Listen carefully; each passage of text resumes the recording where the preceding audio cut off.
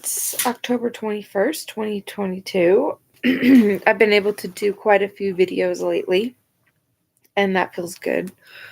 I'm going to read from The End of All Evil. I linked my reading of chapter 1 through 3. And then if you look at some of the videos I've done this week, I've talked a little bit about this book and some other stuff. So I'm trying to be more active on the channel. And what is helpful is when I'm more engaged on the channel, I'm actually motivated to read more. So that's been helping me. So thanks for joining me. Excuse me, sorry.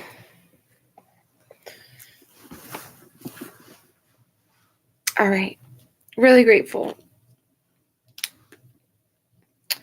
The End of All Evil by Jonathan Locke. This is chapter 4. Culture. Cultures are created to protect power structures. Culture is the enforcer of authority. Culture distorts principles in order to defend the authority of evil. Culture must convince you that it is not wrong when law subjugates your worth and destroys your freedom. Culture convinces people of this by perverting the concept of morality. Morality is liberty. Immorality is evil. The exercise and defense of freedom are moral. The destruction of freedom is immoral. This is the pure truth of morality. Prudence is the proper application of principle. Imprudence is foolishness. Prudence is not morality. It is not immoral to kick a heavy stone with your bare foot, but it would probably be foolish. Prudence is a question of applying the principles and wisdom you have gathered in your life to achieve the goals you have for yourself. This is made possible by liberty. Without liberty, prudence is meaningless. Morality must come before prudence. The great lie of culture is that authority is not bound by morality, and that authority can enforce its own prudence upon you. The great lie of culture is that you are worth less than law. Cultures teach that intentions of prudence can be enforced by law. In this fashion, they gain excuse to control the lives of people. In order for people to learn, grow, and find happiness, people must be free to test their understanding of principles. With freedom, they can do this by a process of faith, trial, and error. In this fashion, children grow from immaturity to maturity. In this fashion, human beings gain wisdom. Cultures are agents of evil. The object of evil is the damnation of your ability to grow strong in wisdom. The object of evil is the destruction of your worth. In order to gain control over you, culture spreads the lie that authority is not bound by morality. It teaches that authority can destroy freedom at will and claims prudence as the reason you should willingly submit. In the name of defending you, culture claims that the destruction of freedom is morality. Cultures pretend that evil is good and that good is evil. Prudence can be found all around you. It is found in the choices you make every day. Even when a mistake is made, you learn prudence. Prudence cannot be enforced. To enforce prudence is law. Law is lie. Without the freedom to choose, you cannot learn prudence. You cannot be happy. Morality can be found all around you. Wherever you find it, you will find joy. Wherever you find immorality, you will find misery.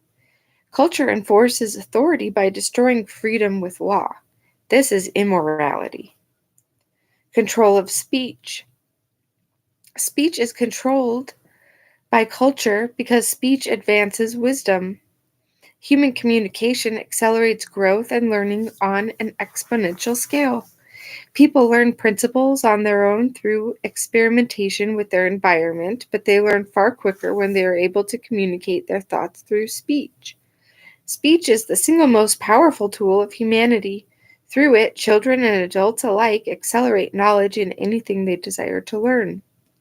Culture cannot afford the rapid spread of human understanding. Should people learn their own worth and potential, they would never submit to the artificial authorities placed over them. Culture is about control. Cultures are designed to protect the powerful, to protect those in authority. Its job is to make sure that speech cannot flow freely. To accomplish this, it establishes a pattern of subversion of thought and propriety of speech. Authority is unquestionable. Culture first labels the questioning of authority as immoral.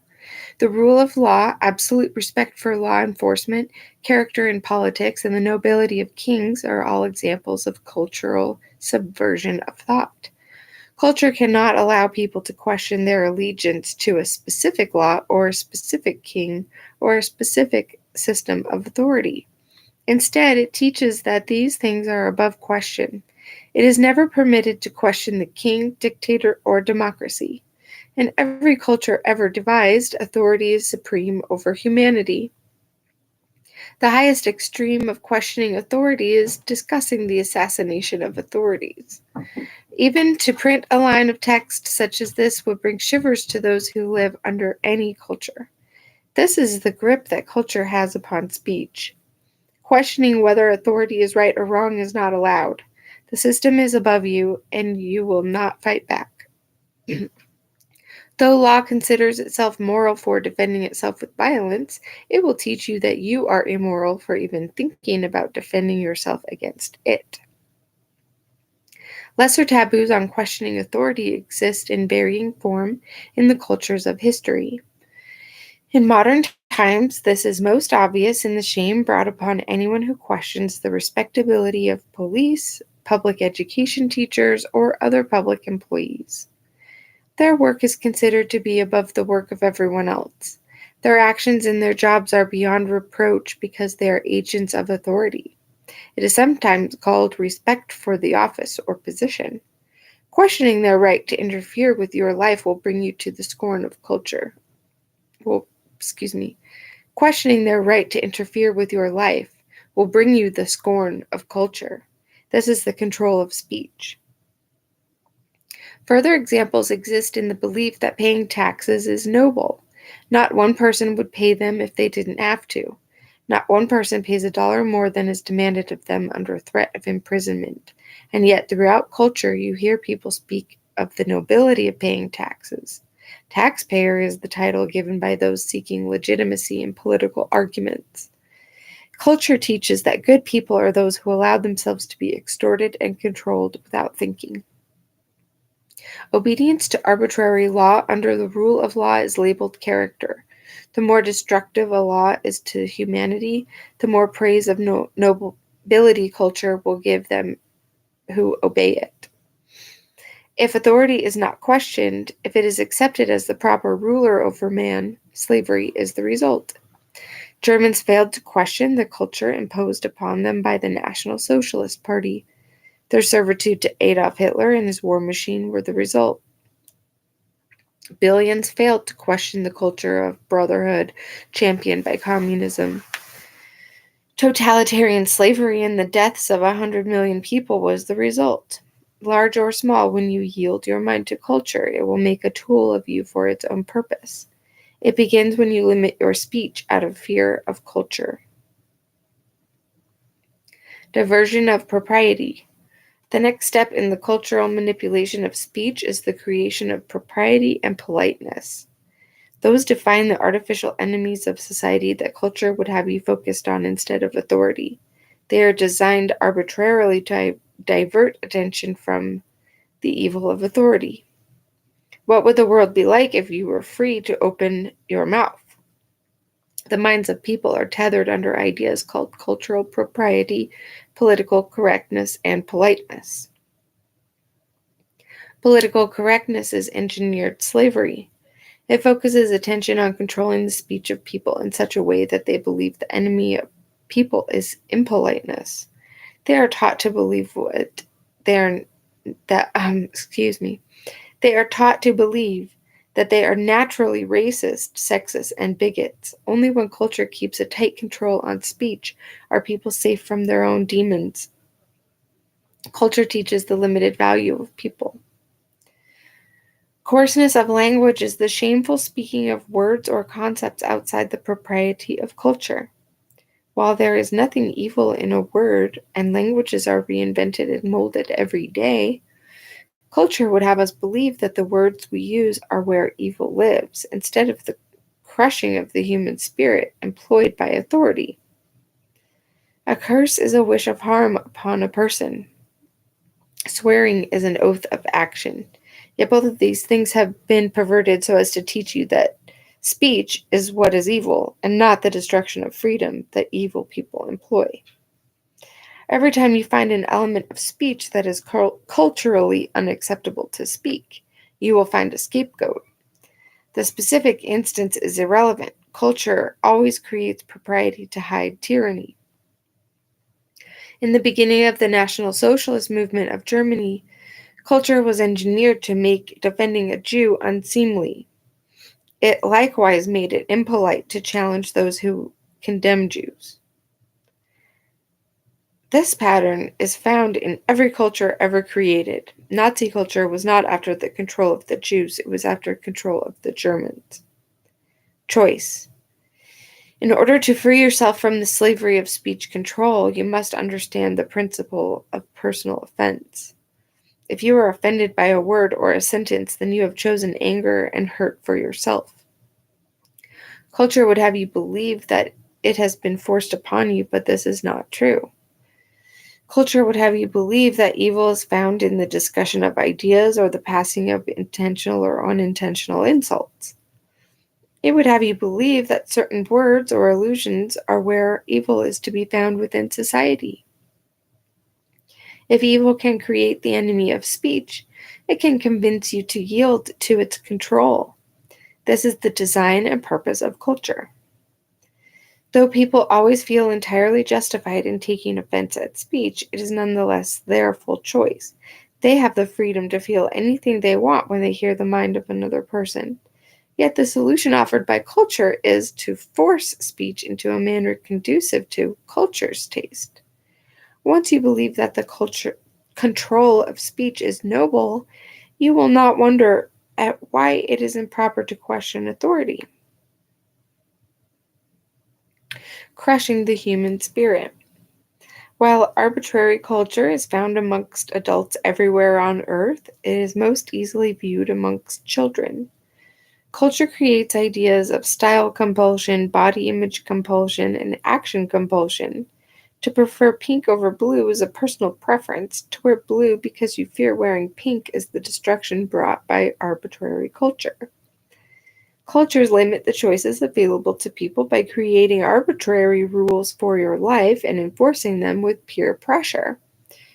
Crushing the spirit of people allows culture to gain their obedience.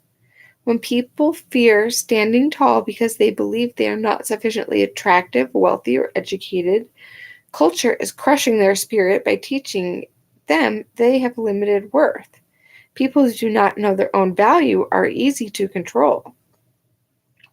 The pressures applied amongst children are a paradigm of the culture of more powerful evil. Those children who are the most adept at understanding how to conform to cultural norms and apply the strictest enforcement against everyone else are the ones who gain social power. This is a type and a shadow of the culture of nations and kings.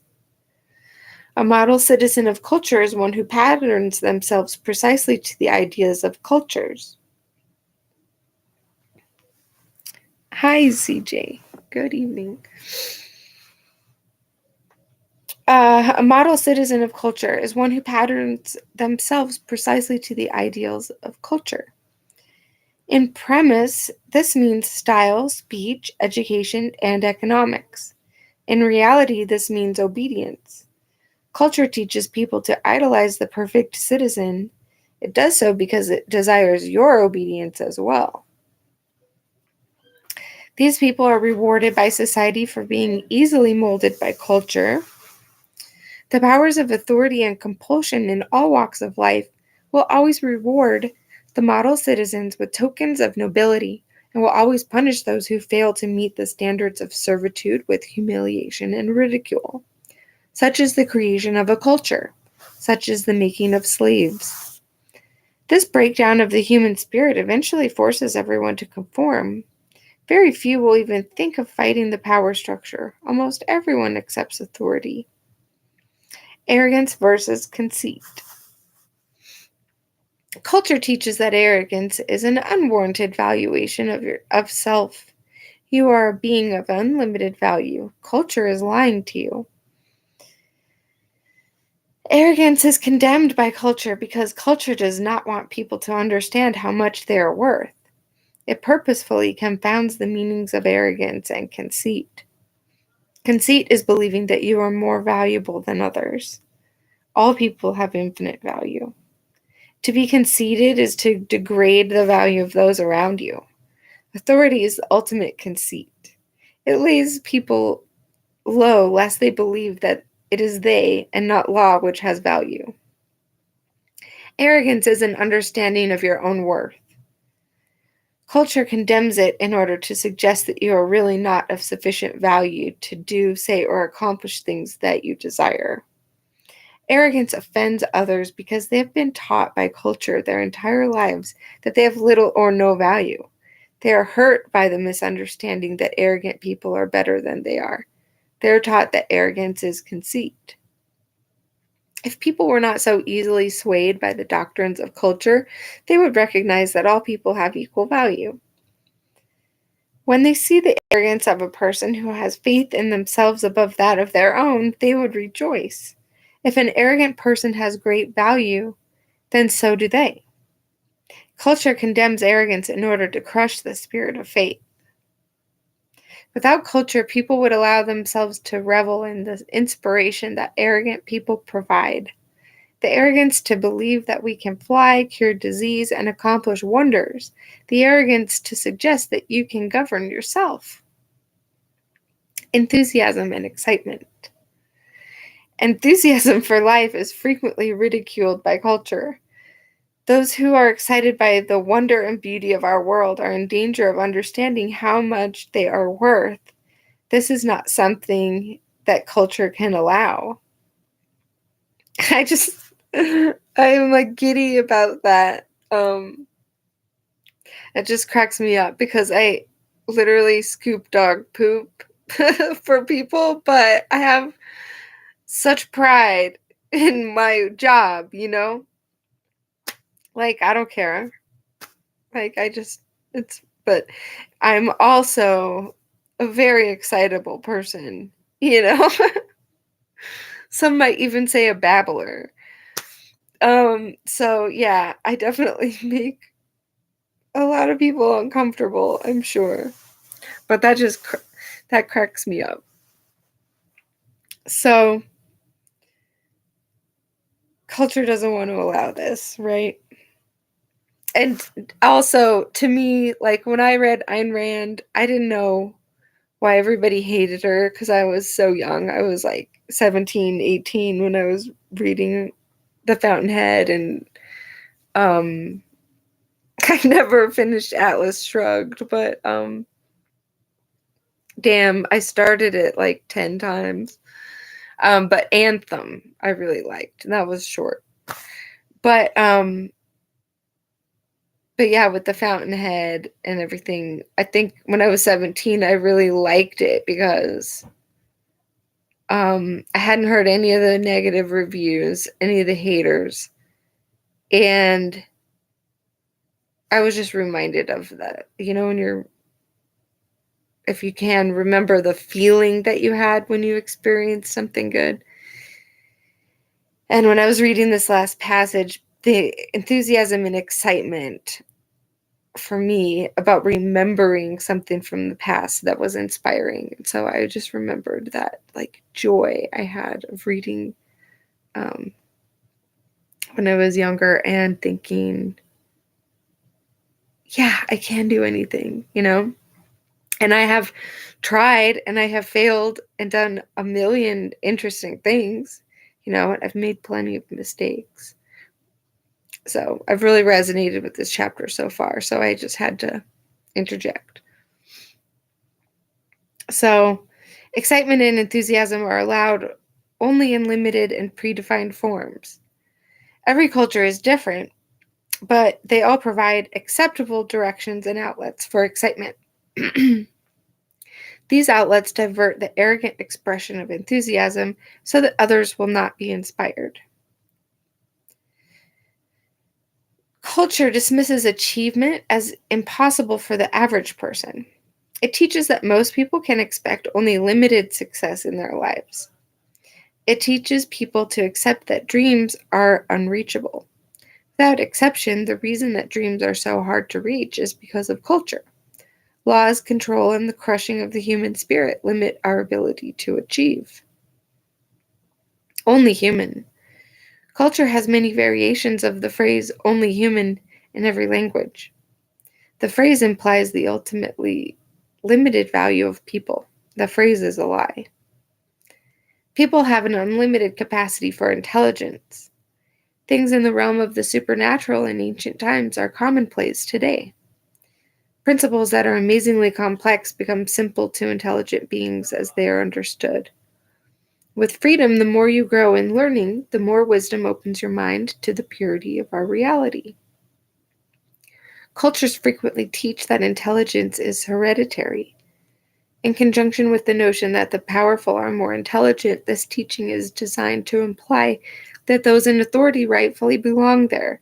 It is designed to teach that the intelligence of people is limited by the physical construction of their brains. Those not in authority are obviously not qualified to rule themselves. Culture needs people to accept limitation in order to swallow obedience. The glorification of historic evils. Contemporary culture has a tendency to romanticize the evils of history. Genocidal warlords such as Alexander are given the title Great. Royal masters are bestowed with the honor of having been a good king. Communism slavery is venerated under the pretense that Joseph Stalin was the reason the system failed. The murders of law enforcement are painted white under the banner of defending the rule of law. Bloodbaths are idealized in the loyalty of armies. Culture would have us ignore the nature of history. It would have us believe that they are fantasies and stories, instead of the struggle of humanity against evil.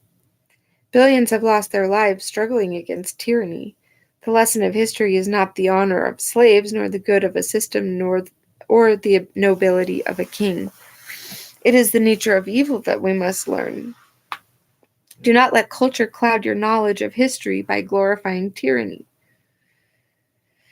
This clouding of tyranny is found in every culture on earth today and obscures the same tyranny found in the past. Those who facilitated tyranny served as the enablers of authority. I am just doing my job. Culture will not question what the job was. Culture will not allow you to believe that people have any responsibility to disobey the evil of authority. Nazis, communists, and warlords alike, culture teaches us that the average butcher of history was just doing his job. Culture glorifies the evils of history and teaches that today's blind obedience to authority is nobility. The same blinding of the mind used by the cultures of the past is used by culture today. How correct law pretends itself to be is irrelevant. In order to enforce authority, you must destroy liberty. Obedience. Obedience to authority is the only objective of culture. It has 1,000 facets and 1,000,000 lies, but its design is always obedience. Chivalry was the code of honor created by royalty in the Middle Ages.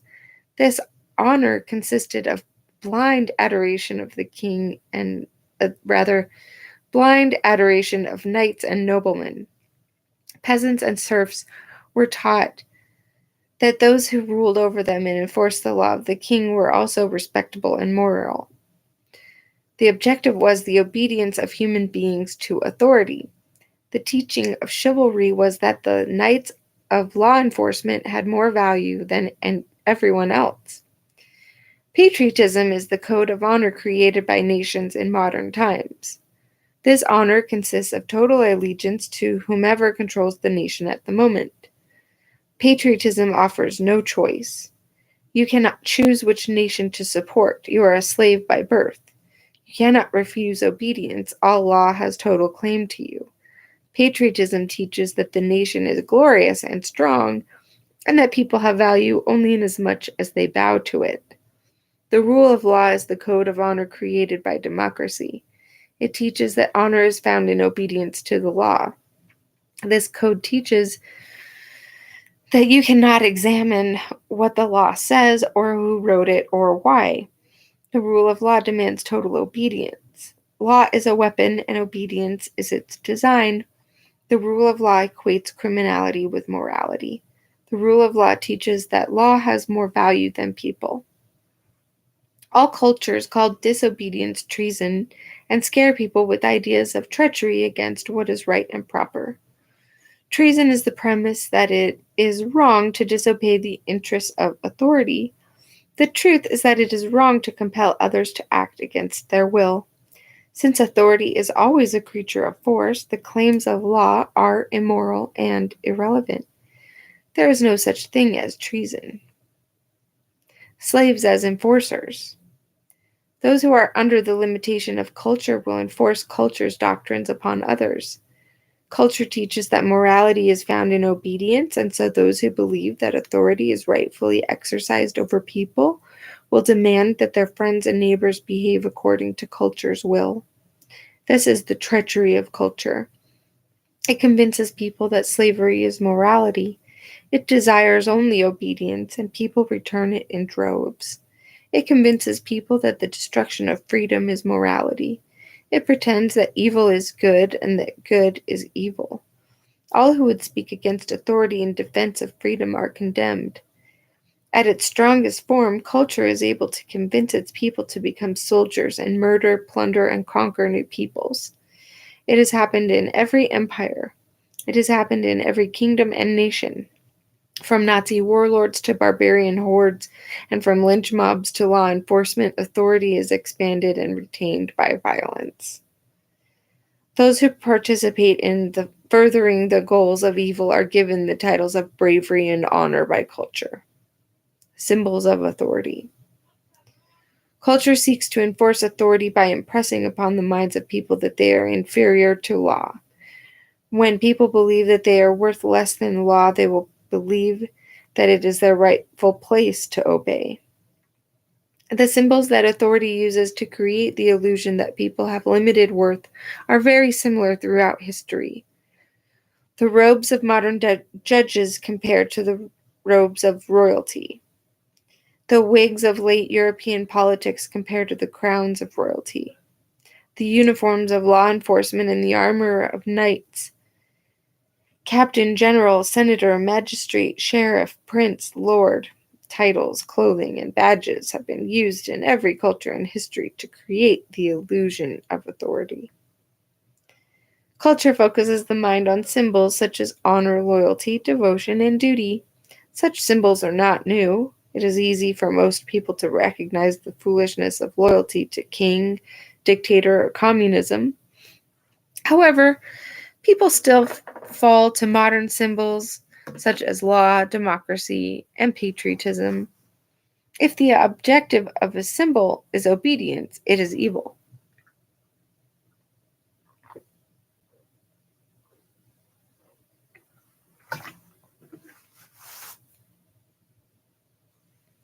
Police officers carry badges to show that they are duly authorized enforcers of the law. They enforce the law upon you, but you did not authorize them. This is the illusion of authority. Cultures hide tyranny behind the trappings of meaningless symbolism. It would have you believe that law is authorized to reign over you however it pleases. It hides the fact that only you can give that permission. Instead, it presumes permission by birthright or by the geometry of your location relative to its borders. It is an illusion. Should law truly be authorized, Should law truly be the authorized agent of defense or production, it would have to receive permission of every single person it claims to represent. It would have to allow every person to extricate themselves from that authority if law failed to meet its obligation. Law never seeks permission and never will. It does not represent you, it represents evil. Money and greed. Money is good. Culture has invented the lies of money's evil so that authority can more easily lay claim to it. Authority can take your ambition for improving your life by demonizing your labors. Culture teaches people that desiring greater comforts is selfish and greedy. It teaches that money is a mysterious evil. The more money is condemned, the easier it is to steal from you. Greed does not exist amongst free people. Greed is not the love of money. The love of money is only the love of a better life. Greed is the theft of money, and it exists only among tyrants. There is no end to the amount of improvement that you can have in your life. There is no limit to humanity's ability to cure disease, to end hunger, and to enjoy life. Culture would have you believe that you are limited. Culture teaches that you are not worthy of achieving your dreams. There is no greed in desiring more. There is only greed in stealing the labors of another. Theft is evil. It is the nature of authority to steal. Only tyrants possess greed. When culture teaches that working for money is greed, it also teaches that labor without money is noble. Laboring by rule of law for the collective we is taught as the proper form of ambition. If you cannot choose to give or to keep, then you are not we, you are a slave. Sweet of law. Law is a weapon. Authority establishes itself as the only means of defense.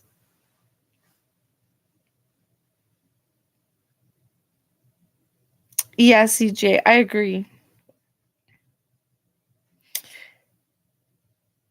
But yeah, it's also a good reference point, right? I think it lays out a lot of like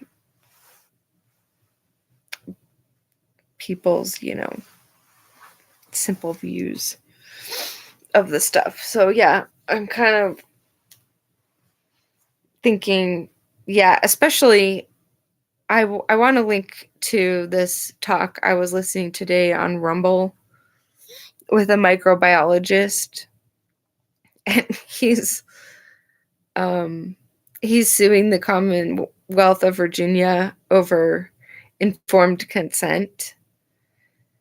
And it was really great because he was explaining law in a really important way, because I think it was digestible, and I think that's part of the obfuscation, and that's what is true about this book, is the way they do make us slaves, because like you kind of get stuck in your job, whether it's perceived or not. People like live in a small town where there's just one factory and then the factory closes. There's things like that, or there's just people who get pigeonholed or just kind of are a one-trick pony with their training, and it's really uncomfortable to make a shift, and like that's how it is in broadcasting. Like you don't go from sports broadcasting to making films or shooting a TV sitcom. Like all these things are done in separate spaces. And so yeah, I think that's kind of how this applies to like what's going on now, is just you do have to have confidence and arrogance to step out and be like, oh, well, I don't care if everybody perceives what I do as like a crummy job. It actually pays me better than, it's more regular in the sense of I get paid every week, but I can take a break whenever I want. I can start at 7 a.m. or I can start at noon. I just have to finish my jobs, so I have to manage my time. But I do have some freedom, you know. I'm still just like working for the machine. If you ever listen to Alison McDowell's stuff, I think she like basically ruins everything that you think is an escape from the system. You know, I've got an app that I have to use that this company is, you know, basically a military defense contractor called Mercury. But they started this other company called Applause. And so every time I finish my job, it'll send a text to my client and they can give me a review and they can give me a tip. It's so creepy because when I got my first cash tip out, the thing is called Applause. But on the bank statement, the deposit came from Mercury Inc. And I was like, what is that? And then I find out it's like military tech. So that's what I hate about Allison's work, frankly, is just that it's like, oh my God, really? Like the credit union's bad too. And it's like, what do you have to do? And yeah, the issue I'm having with this book, yeah.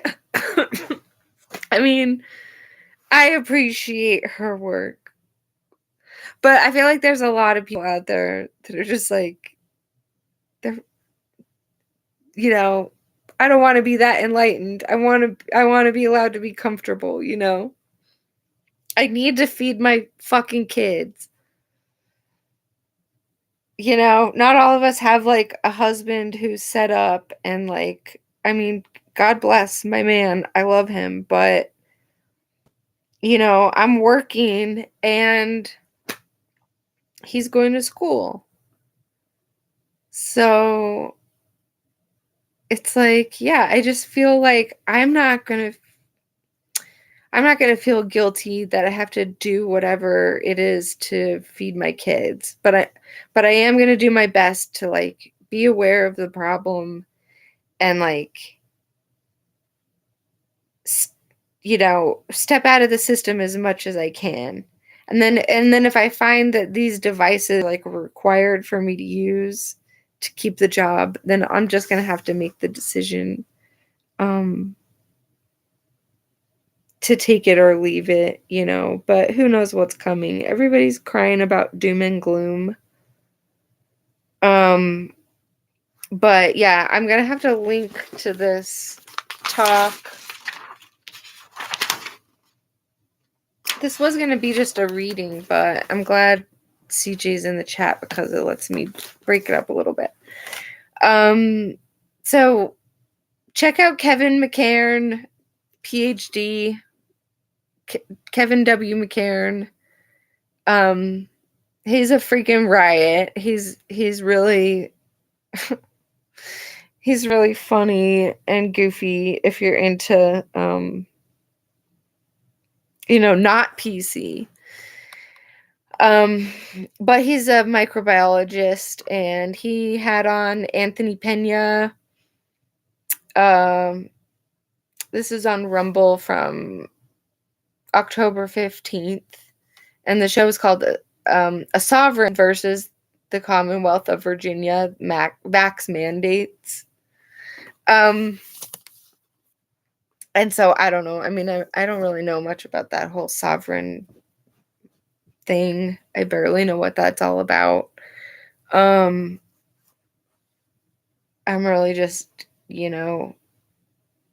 waking up to a lot of this stuff, even though I've been suspicious about it for a while. But I mean, I served the broadcasting industry for 20 years. So, I saw a lot of stuff that I didn't really like, but I was never a producer. I was always a grunt.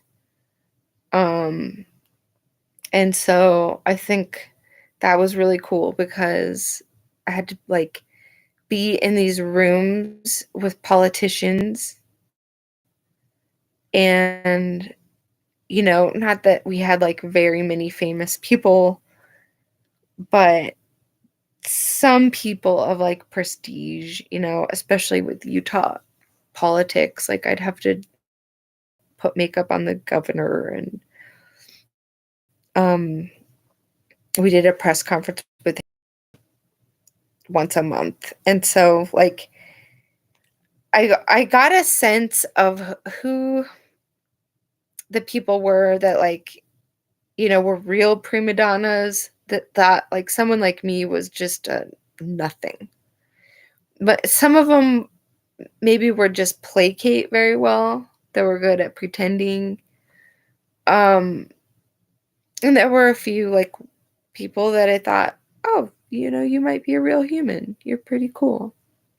But I definitely had to be in these rooms with people that I thought were just like creeps, like politically. I just totally disagreed with them. And so it's great now to have been out of that world for a few years. One of the last things I did for PBS was be an AD for um, the governor's inauguration event. And that was just such a, I don't know, such a gem to have been able to do and to now be able to reflect upon, because that's what I'm doing now.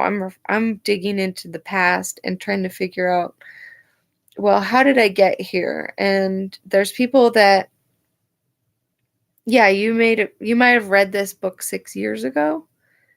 Um and rather than me feel like I'm way far behind, I feel like that's such a great opportunity that you read it and you know what I'm trying to talk about. You know what I'm trying to um, get to, because you've been there before and you've seen that it is possible for people to change. Yeah, and we do just have to like really, I mean, that's one of the things I do like about the book, um, is that I don't necessarily have to agree with all points, but it's I come away with the inspiration of like, oh, okay, yeah, I am supposed to be allowed to be comfortable in it and enjoy life a little bit. And so, yeah, I mean, I'm just the kind of person that wants to hear all voices, all opinions, because I think that just it frankly it benefits me, you know, 'cause especially if someone really behaves in a way that I don't particularly appreciate, I don't have to take it personal. I can be like, "Oh, nope, that's not how I want to represent myself. No, no." So, I don't know. I think this kind of slow growing gathering of people through YouTube or Rumble or whatever. My boyfriend, my husband of 10 years. Don't know why I called him my boyfriend. He's still my boyfriend. Um he has met like a whole group of people on Twitch, and they just play games and talk shit and have fun, and they're really nice people. They all got to meet. They just went on a trip and met up. And I think that's really cool. I think that's using the internet and gaming for good, because thankfully when I need something, Zev will get off the computer, It's not like he's out goofing around at the bar, going to basketball games or whatever the sport of the day is. And that was the funny thing about working in broadcasting is I didn't want to ever date anybody that worked in broadcasting, ever. Because I hated sports. Being open to various ideas is the most important step. People are too set in their views, can't learn or grow. Yeah, and that's really all this is, and I think, yeah, that's the terrifying thing about censorship right now, the state of things these days. Um, I was listening to a talk that, uh, basically his view was, we're in World War III now. It's just it's a new war. And so, yeah, we're all really suffering because, um, I think we've always felt the pressure of culture as it is. But in the real world, you can find your tribes, you find your people. Now, the trouble is when, yeah, maybe you just get stuck there, and so you leave one cult for another, um, rather than take the other option, which is to, like, kind of forge your own way, and that might be a lonely path, and maybe that's not for everyone. Um, so I don't know, and I've been thinking a lot about animism and, um, you know, like, having this connection through plants, through, I think they're spirits of place, because I've been outside, working for the last 4 months or so, and it's been tough when it was 100 degrees, um, for weeks and weeks, but, oh my gosh, it sure makes you appreciate a day like today where it was just beautiful, and, tomorrow it's gonna get super cold, and so to be able to get my just extreme weather. I know the smoke is bad. I'm sorry to hear Seattle is smoky. That's not something that's easy to get acclimated to, for sure. Um, but yeah, I feel like, yeah, the weather, it is like a great analogy. We just have to be prepared for this extreme event, um, with people, because people are, yeah, isolated. I that's why I'm out here doing this, because I burned down all of my social contacts, save a few. Um, but, I think, like, just motherhood, I for me, I kind of went big into the nesting thing. So I've been work and home without much of a social life for a few years now anyway, but it's all been exacerbated by the last few years events. So, yeah, I'm going to stop reading. I think, I enjoyed getting to stop and chat a little bit. Um if anything, I may not finish reading this whole book out loud, but I got a Patreon that I'm getting started, and most of it's gonna be free anyway. It's just like a placeholder because I wanna start writing, and I wanted a place that would have a multimedia format, but I didn't wanna go all into, like, a Locals or Subscribestar or whatever, those other Rockfin. God, there's so many. I just I can't do all of them, so I chose just to try and do a Patreon, but I have nothing on there yet. But I may just post this PDF to my Patreon and, um, make it free, if I can. I'm not sure. But, um, I definitely want to talk some more about this Anthony Pena sovereign versus the Commonwealth of Virginia. That's really, really interesting. So go to Rumble, check out Kevin McCairn. It's McCairn. Kevin McCairn, PhD. He's a freaking nutcase, but I really like him.